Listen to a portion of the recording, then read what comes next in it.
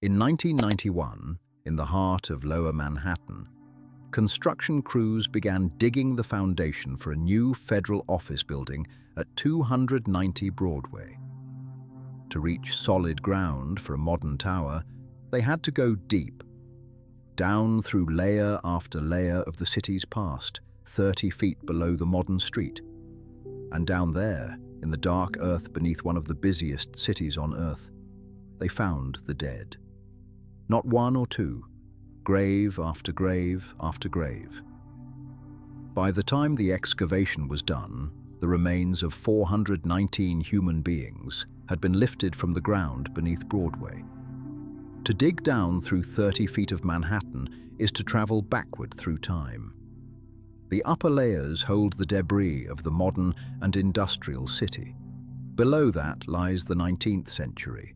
Below that, the colonial town. The crews had passed through 300 years of New York before their tools reached the level where the graves lay.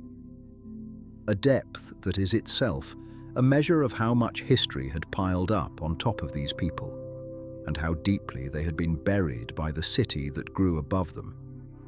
It sounds, at first, like the setup for a mystery, a hidden pit of bodies under the city, waiting to be explained.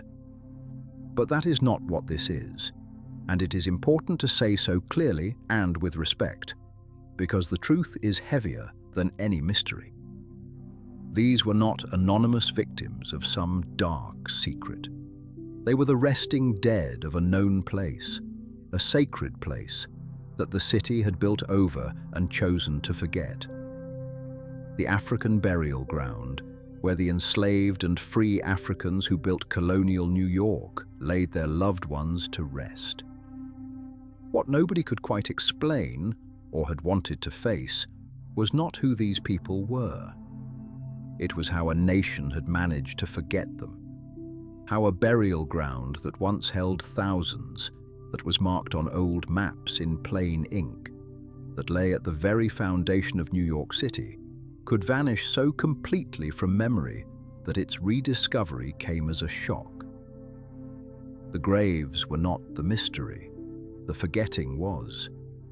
Because what those 419 people forced back into the light was a truth America had spent 2 centuries burying alongside them. That New York City, the great symbol of northern freedom and commerce, was in large part built by enslaved people, and that this ground held the proof. To understand the graves, you have to understand the city that made them, and then erased them. Most Americans grow up believing slavery was a southern institution, plantations and cotton fields, far from the free cities of the North. It is one of the most persistent and comforting myths in the country's memory, and it is false. Colonial New York was a slave city. From its Dutch beginnings as New Amsterdam through its century and a half under British rule, New York held one of the largest enslaved populations of any city in the American colonies. By the middle of the 1700s, roughly 1 in 5 people in New York City was enslaved. Enslaved Africans did the work that built the place. They cleared the land, laid the roads, raised the buildings, worked the docks and warehouses, and generated much of the wealth that flowed through the young city. The New York we know was, quite literally, constructed on their labor. It began at the very beginning. The Dutch brought enslaved Africans to New Amsterdam within a few years of founding it, and put them to work building the infrastructure of the colony, including, by long tradition, the defensive wall that gave Wall Street its name. When the English took over and renamed the place New York, the institution only deepened. For generations, enslaved men and women were bought and sold near the waterfront, their forced labor woven into nearly every part of the city's daily life. And in life and in death, they were pushed to the margins. Africans in colonial New York were barred from burying their dead in the churchyards of the city. So the community was given ground outside the town, beyond the defensive wall, on the low, unwanted land at the edge of the settlement. There, from the late 1600s into the 1790s, they buried their people. A cemetery of perhaps 5 or 6 acres that may have held as many as 15,000 souls, maybe more. In its time, it was called, plainly, the Negroes' burial ground. To be denied a grave inside the city was a cruelty, a way of saying that in death, as in life, you did not fully belong. Yet the community turned that marginal ground into something of their own. A place where, away from the eyes of enslavers, they could bury their dead with real dignity. It was not a secret. It appeared on maps of the city. A colonial surveyor drew it clearly on a well-known map in the 1750s. Everyone knew it was there. But as the decades passed and the growing city marched north, the burial ground was closed, then covered, then built upon, and its memory was allowed to fade. Streets and buildings rose over it, the fill piled up, 30 feet deep, and a community's sacred ground became, to the modern city above, simply another block of downtown Manhattan. Until the crews at 290 Broadway dug down and reached it again, and the past the city had paved over refused to stay buried. When the remains began to emerge in 1991, the scale of what had been found became clear only slowly. This was not a stray grave or two. It was a dense, ordered cemetery. People buried with care, in rows, heads to the west in a burial tradition, with deep roots. Ultimately, 419 individuals were recovered from the portion of the ground that lay under the building site, along with more than 500 objects buried with them, and nearly half of them were children.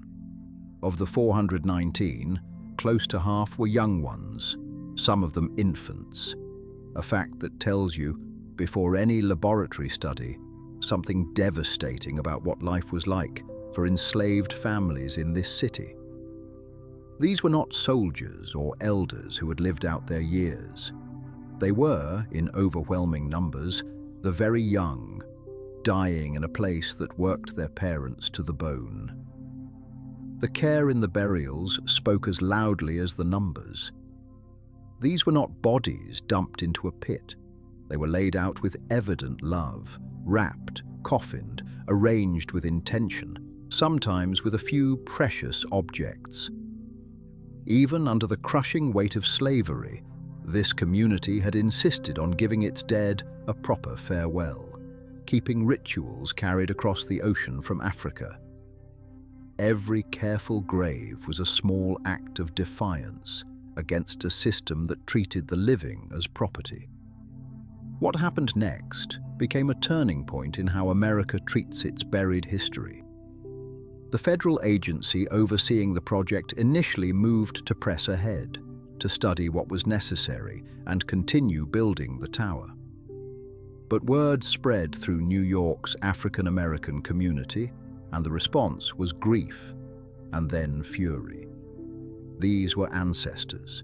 This was sacred ground. And the idea of paving over them a second time, after everything else that had been taken, was unbearable. So people acted. There were protests, hearings, and mounting political pressure until the plans were changed. Construction over the burial portion of the site was halted. The remains would be treated not as an obstacle, but as what they were, the honored dead of a people, deserving of study, dignity, and a proper return to the earth. The dead had been forgotten once. Their descendants made certain it would not happen again. The fight also changed the law and practice of American archaeology. It forced institutions to reckon with a hard question: who owns the dead, and who has the right to decide their fate? The answer that emerged at 290 Broadway, that descendant communities must have a voice in how their ancestors are studied and honored, reshaped how such discoveries are handled to this day. What began as a construction dispute became a landmark in the ethics of remembering. And then the scientists were allowed to listen to what the remains themselves had to say. Because the bones, it turned out, were witnesses, and they carried testimony that no written record of slavery had ever fully captured. The remains were entrusted to a major scientific study, led for many years by the anthropologist Michael Blakey and based at Howard University, a historically black institution, a deliberate and meaningful choice about who should tell this story. The decision was itself part of the meaning. For too long, the remains of Black Americans had been studied by outsiders, sometimes without consent and without care. Here, the descendants insisted that the science serve the community, that the people be approached not as specimens, but as ancestors. The research was rigorous, and it was also an act of respect, and the two were never once in conflict. Over years of careful, respectful work, the researchers read the lives of the dead in their own bodies. What they found was a record of suffering written in bone. Again and again, the skeletons showed the marks of brutally hard labor. Muscle attachments enlarged and torn from loads too heavy for any human frame, spines and joints damaged by relentless toil, injuries that spoke of bodies used as machines. There was evidence of poor nutrition, of bodies pushed past their limits. And there was that heartbreaking rate of childhood death, the graves of the very young, telling of a community dying faster than it could grow. The precision of it is haunting. A single skeleton could reveal the age at which a person began heavy labor, the specific tasks that had deformed their joints, the periods of hunger recorded in their teeth. Read together. Hundreds of such bodies became a collective biography of enslavement in the North. Not an abstraction, not a line in a ledger, but the physical, measurable cost of the system, carried in the bones of the people who lived and died under it. But the bones carried more than pain. They carried identity and dignity and defiance. Chemical and physical traces showed that some of these people had been born in Africa, carried across the ocean in the slave trade, and buried at last in this ground. And despite everything, their community had buried them with care, in shrouds, many in coffins, some with beads or a shell or a small treasured thing. On one coffin lid was a heart-shaped symbol that many have read as Sankofa, an African symbol whose meaning is, roughly, to reach back and reclaim what was lost, to carry the past forward. Even in a place designed to strip them of everything, these people held on to who they were. That is why the burial ground matters so profoundly. For most of the enslaved, history left no diaries, no portraits, no records in their own voice. Only the ledgers of the people who owned them. But here, in their own bones and their own graves, the people themselves testified to the cruelty they endured and to the humanity they refused to surrender. It is one of the most powerful acts of witness in American archaeology. When the study was complete, it was time to bring the ancestors home. In 2003, in a ceremony called the Rites of Ancestral Return, the 419 were reburied in the ground where they had first been laid. Each was placed in a coffin, hand-carved in Ghana of dark wood, and lowered back into the earth alongside thousands of handwritten messages from living people. Words of grief and honor and welcome, written to the dead across 3 centuries. Crowds lined the route as the remains were carried through the streets of Lower Manhattan.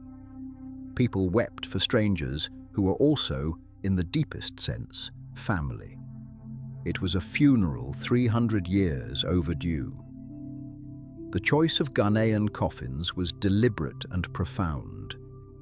It reached back across the Middle Passage, the very ocean crossing that had torn these people, or their parents, from Africa, and symbolically completed a return that had been denied them in life.